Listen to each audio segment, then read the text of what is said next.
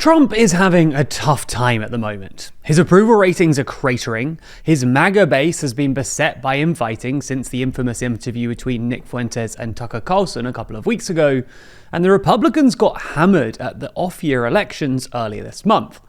However, there's now yet another problem on Trump's plate, and that's AI, which was a remarkably difficult issue for Republicans at this month's election, and has become yet another flashpoint within MAGA. So in this video, we're going to explain why AI has become a political risk for Trump, and why there's no easy way out for him.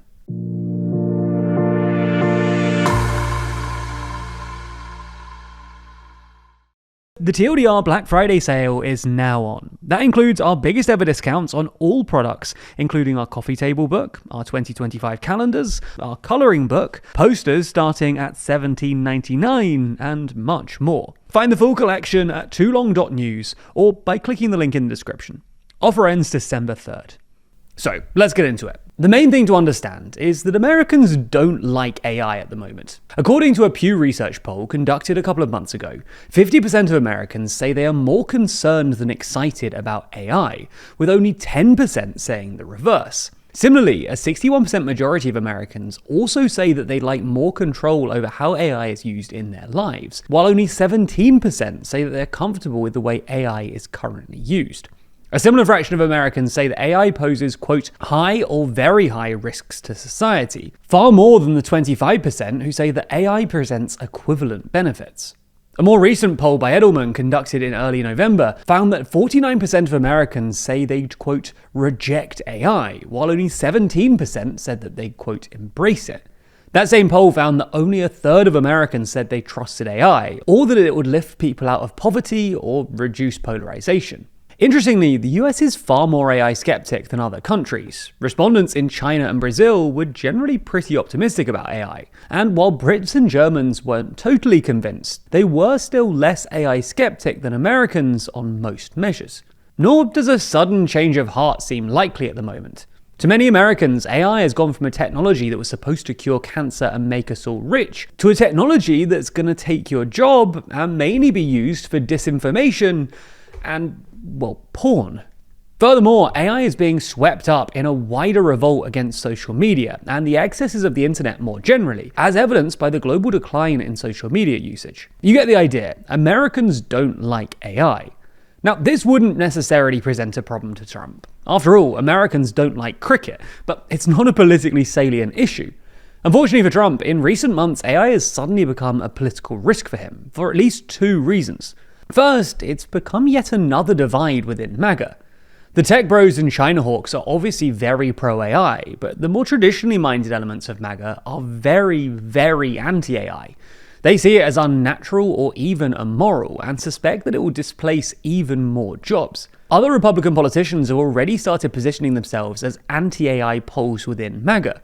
Ron DeSantis, for instance, has come out against the idea of bailouts or subsidies for AI companies, and opposed Trump's idea of banning states from regulating AI in favor of a federal framework.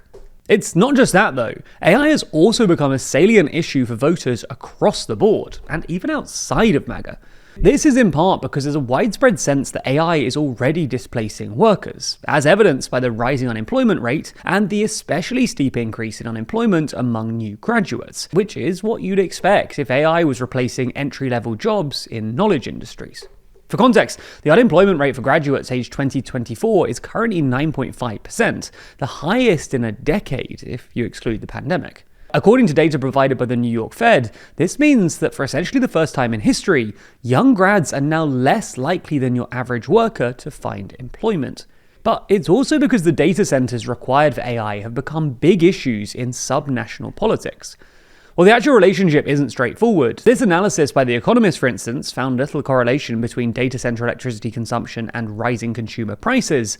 There's a pretty widespread sense in many states that data centers are using up inordinate amounts of water and electricity at the expense of ordinary Americans. At the off-year elections this month, for instance, many successful candidates ran on platforms opposing further data center construction.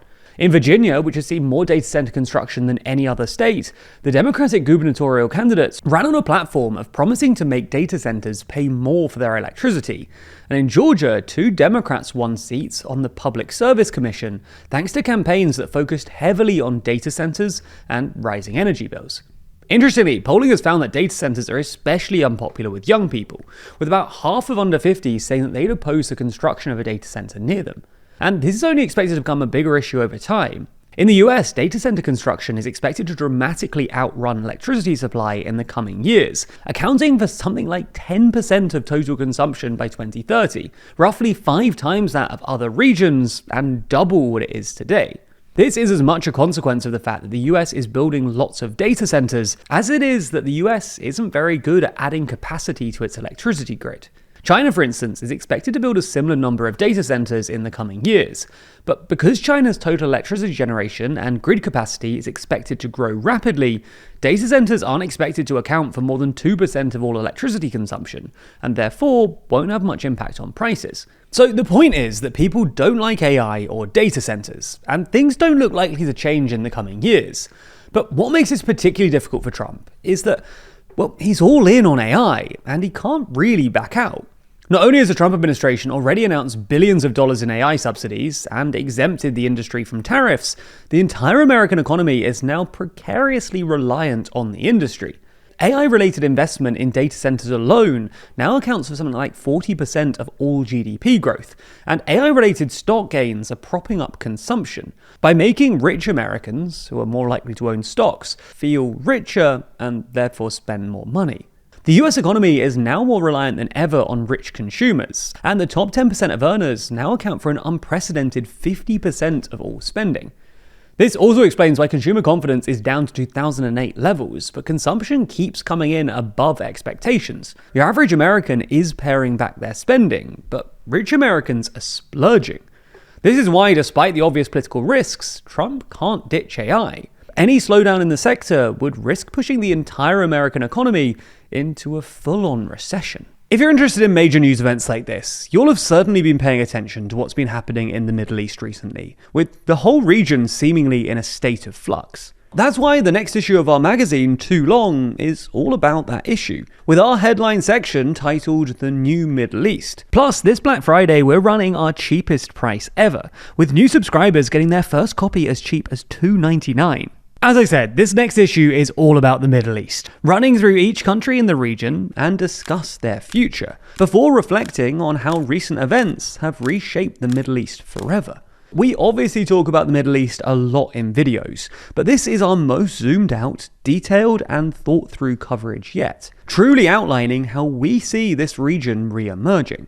It's not just that though, there have also been a lot of major elections this year. So in this issue, we have a whole section talking about all of the major elections that have taken place this year, and how global politics has changed. China's continued dominance, politics in the UK, and how politicians have hijacked social media. This latest issue is now available for pre-order on our website, and if you subscribe using the code BLACKFRIDAY at checkout, then you'll get £5 off your first copy, bringing the price down to as low as $2.99. Plus, there's also special subscriber bundles, including our other TLDR products, which offer even greater value. Anyway, click the link in the description for all of the offers, and thank you for supporting the channel.